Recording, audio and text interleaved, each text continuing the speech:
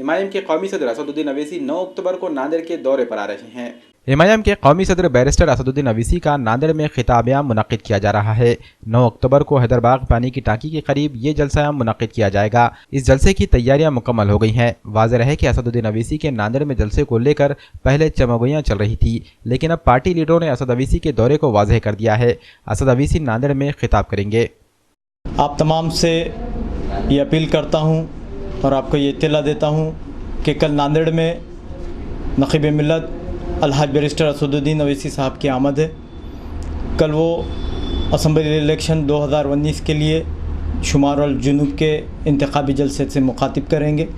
मेरी तमाम अवामुल नास से गुजारिश है कि वो कल बरोज़ बुध 7 बजे से प्रोग्राम शुरू होगा। ये हैदरबाग पानी की टांकी पर ये प्रोग्राम रखा गया है।